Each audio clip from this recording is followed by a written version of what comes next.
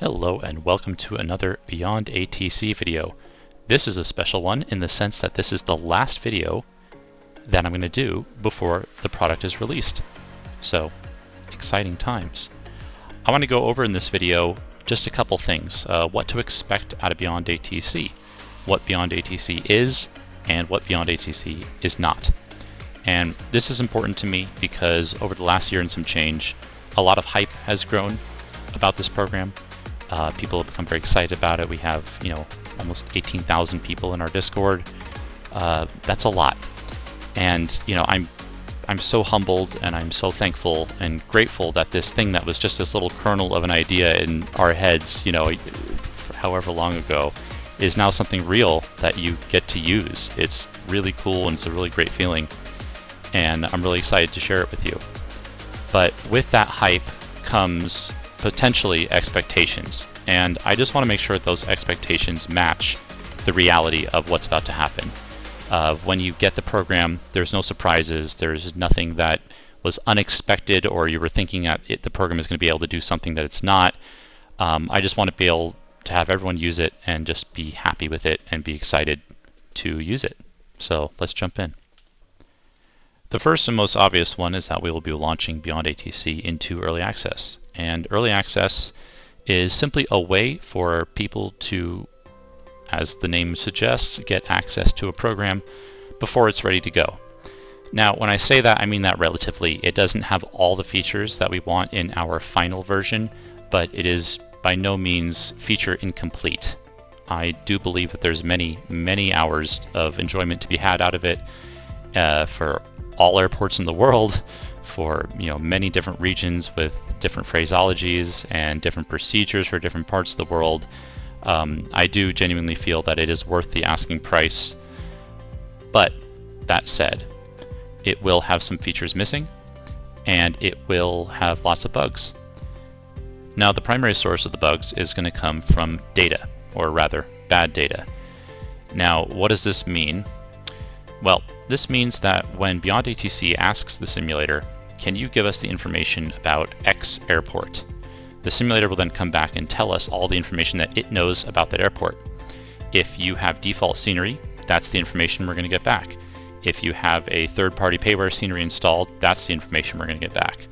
And from what we've seen, sometimes in a lot of cases, the data that we get back is bad. It's just incomplete. Now, the reason for that probably is that there are a lot of airports on planet Earth, and all the default scenery certainly does not come with every piece of data necessary for that airport to be considered complete.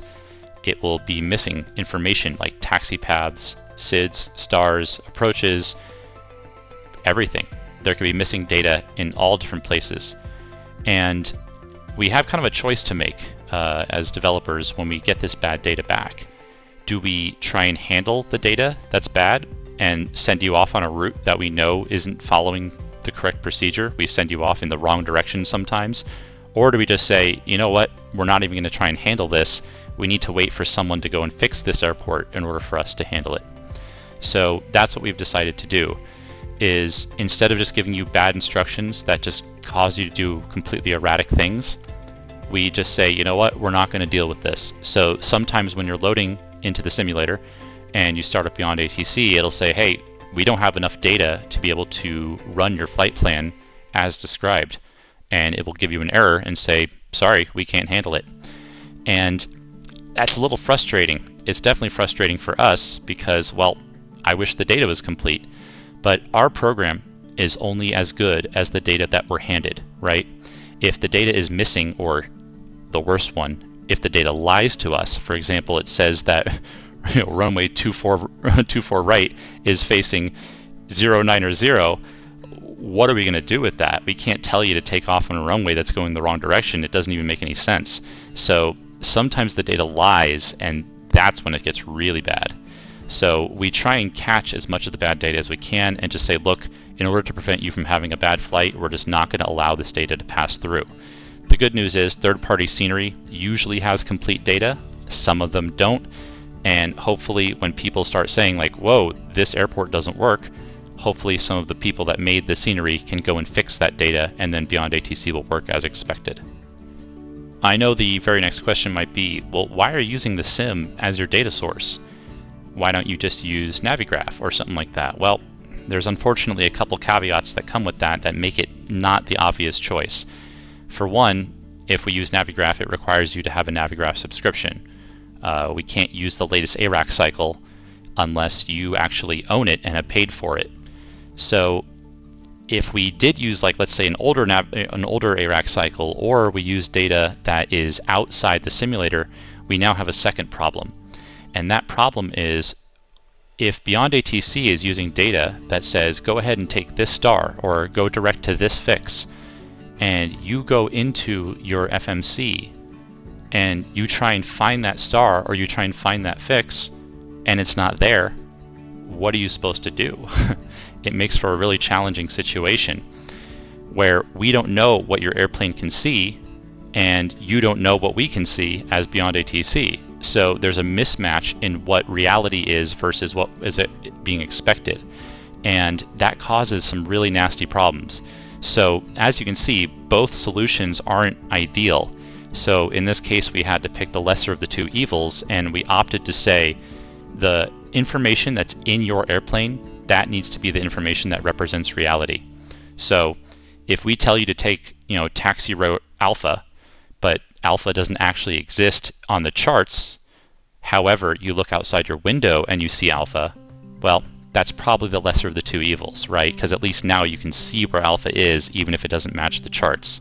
So this has been an ongoing problem of just there's these data mismatches where stuff from the sim doesn't match the charts, or it's incomplete, or the charts doesn't match the stuff in the sim, and it just becomes really challenging. So like I said, I think data problems is probably going to be the very first thing that we're going to run into as issues, and we're just going to have some patience with it until third-party scenery creators fix incomplete data, or until the default airports are updated with a complete data model. Then BeyondATC will simply just not be able to run those airports. Luckily, the vast majority of airports seem to be fine, so this should be uncommon, but it'll still exist, and I just wanted to make you aware of it. All right, now let's get into number 2, which is something I've seen discussed a lot. Is BeyondATC AI? Seems like a simple question, but it's more of a nuanced answer. And I think that's going to be a running theme throughout this video here. First, let's just define what AI is so we're all on the same page. If you look back at Super Mario Brothers from the 80s, that little Goomba that is walking left and right that you can step on, that technically is AI. That's artificial intelligence that is running that little Goomba that's telling you, it to go left, it to go right. When you step on it, it tells it to die, all those things. In 2024, AI doesn't really mean that anymore. So that's more of like a logic state machine is what those like old ideas of AI is. More modern AI is really what's referred to as a much more complete artificial intelligence, right? This is something that is able to really process information using really advanced neural networks and all the hype buzzwords of AI that we've heard recently. That's what I'm going to be referring to for the remainder of this video, not the NPCs that are in video games. Those don't really apply here. So the question with that definition then becomes, is BeyondATC using AI? And the answer is yes, but with a big asterisk attached to it. And the reason for that being that when you say something into the microphone, we then take that voice and we process it using AI, and it comes back to us and is passed through an AI layer that is then used to determine what to do, what information to give you, how to run the ATC program, and then it will then generate speech, which is using AI, and then you will hear the result of that. But I think what a lot of people are referring to when they ask this question is BeyondATC using a large language model, an LLM? This is something like Gemini, ChatGPT, those things. And the answer is no. We are not using a large language model to power BeyondATC. And the reason that we're not using it was this was a choice that was made very early on. I think in like January of early last year, way before we announced BeyondATC, I did hook up a very early prototype of the program to ChatGPT and had a version of it working just fine. But there was a couple major problems with it that became obvious very, very quickly. The first one, and this is the most obvious one, is it is expensive. It is very expensive to run this. And that went in direct violation of our core concept. This program needs to be accessible to everyone. That's why we have button control.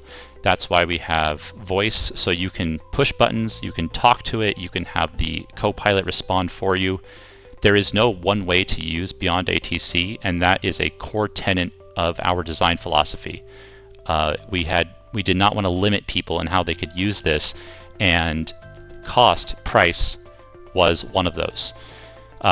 Obviously, we're still using expensive AI in our voice model, but according to our pricing, that is optional. You do not have to do this because BeyondATC is a one-time purchase of $30, and that's it. If we use Gemini or ChatGPT or any of those other ones, we would have to charge a subscription, and that went against our core philosophy. So that's the very first one. It's damn expensive, and we don't want to go that route. Number two, large language models do some weird stuff. You're basically telling them to pretend to be a character, like act like a air traffic controller for me on my behalf. And you kind of have to like feed it data. You have to say like, well, here's the options of what it can do. You kind of need like a logic model that sits behind the chat system that will be able to run it. And this can cause some really weird things where if the large language model hallucinates or comes up with something that isn't true, it will just tell you whatever the hell it feels like, and sometimes that can be completely nonsensical information. And for a program of ATC, which is all about precision, which is all about very exact procedures happening at very specific times, a language model that can basically say whatever it wants, whenever it wants, was not the right tool for that job. So we decided against it. Now, this is going to clearly draw some direct comparisons between us and Say Intentions, and I just want to touch on that for a second. And I will be very clear here. I have nothing but respect for what they're building. What they're making is incredibly cool. It looks like a phenomenal tool. I've spoken to Brian on multiple occasions. Really cool guy, super nice, seems really passionate and dedicated. And honestly, there is room for both of these tools in this space, right? A year ago, we didn't have any options, right? We had stuff that was pretty old, and those were great, but they were kind of getting dated. And now look at us, we have so many options for ATC. So I just say, as this is a simmer's dream, I really want to make sure that we don't start into any weird tribal warfare between any of the programs or anything like that. Guys, let's keep it positive. Let's keep it very, very just focused on the fun, focused on just having a great time in the sim and flying some cool planes with some awesome technology, okay? So when I say all the stuff that I just said, this is relating to the choices that we, BeyondATC, made. This does not relate to them in any way. I can't speak for them. I wouldn't even try and do that. This is simply why we made the choices that we did when we were building this program. So with that, what does that actually mean? Since we're not using a large language model, what does that really mean? What is BeyondATC then if it's not this powered by AI open-ended thing? Well, I've heard a lot of people describe us as being on rails, right? And it's true to a point, right? We do basically follow a very specific pattern of what's supposed to happen at any given time. And I think it's a bit of a misnomer though, because what ATC is Rails, right? It's a very procedure-based thing. You have something that happens at this time, and then you do this thing, and you say these exact words, and the ATC responds with these exact words. So it is kind of, the core of it is on Rails. What you can't do is ask for open-ended questions, right? With our program, you cannot do that. You cannot ask it, for example, what is the time right now in London? Or what is the highest mountain peak in this area, right? That is something that ChatGPT would be able to do. That is something that our program cannot do. Now, that does not mean that you cannot ask it for things that relate to ATC. We put a ton of work into making sure you're able to do a bunch of ATC things that may require open-ended questions, such as, can I get an altitude change? What altitude would you like? And then you have to say that as an open-ended statement. I would like direct to fix, right? Which fix would you like? Then you specify the fix, and then it finds it, and then it sends you to it, and then it handles all that stuff. So that is very much supported. I'll give an example of that right here. London radar, easy 28 Romeo. Can we go ahead and get a new cruise altitude, please, of flight level 360?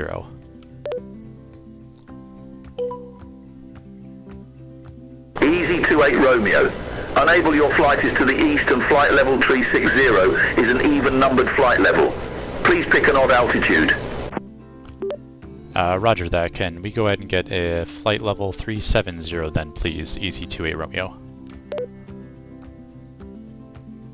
Easy 28 Romeo, roger. New cruise altitude flight level 370.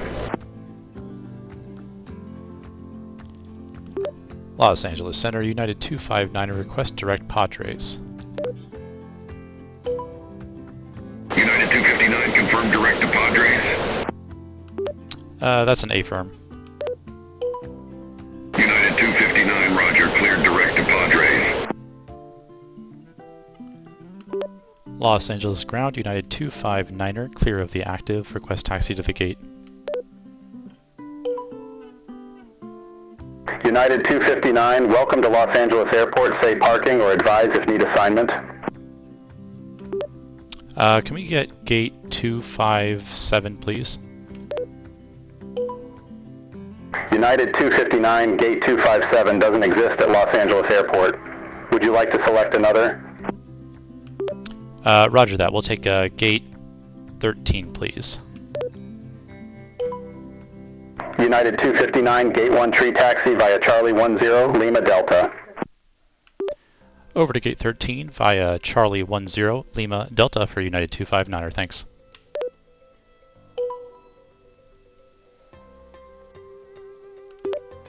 Austin departure, Delta 2849, I hate you. Delta 2849, same to you, buddy.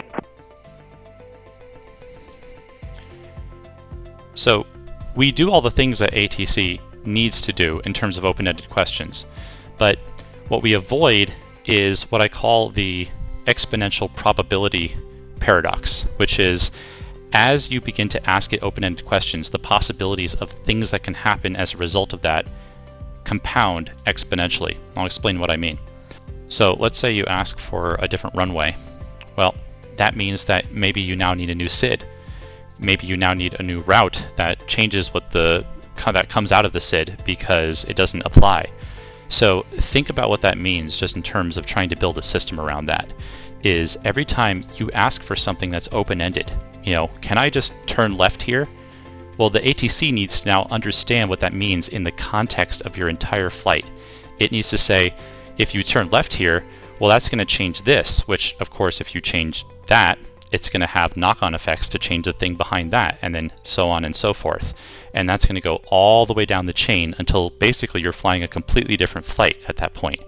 And for us, that was not worth trying to solve. It basically means that the failure point of the system will be so high that anytime you try and change something out of what is expected of you, the system will just fall apart.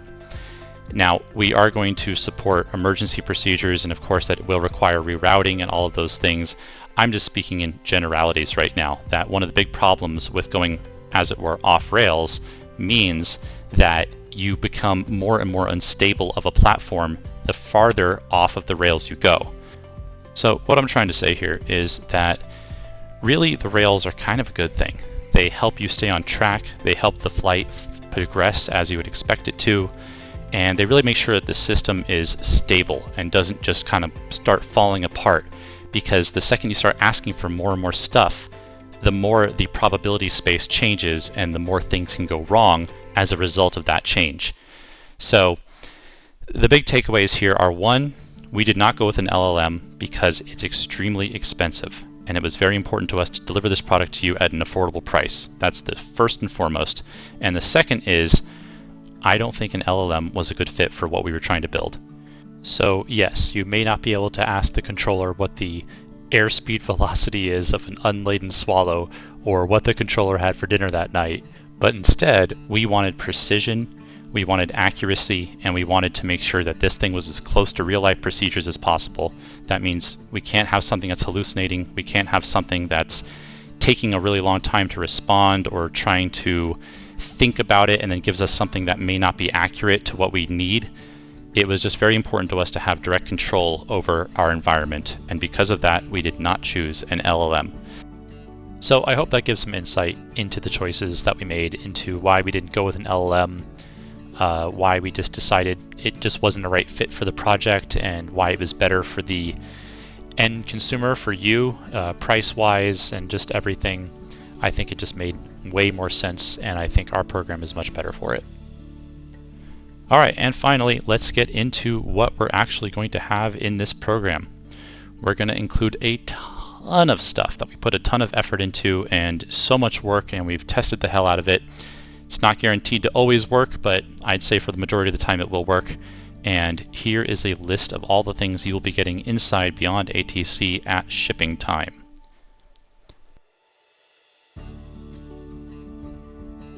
And here's all the stuff that is still planned. This means that we are going to get to this stuff eventually, it's just we are not shipping with it.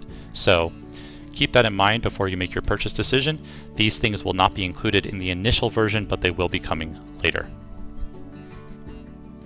And with that, I hope that answers all the questions you might have had about what BeyondATC is and is not. And I am so excited to share this program with you. I am super hyped, and I cannot wait for everyone to get their hands on it. So with that, I will leave you here, and the next time I speak to you, we'll all be flying in the skies. Take care.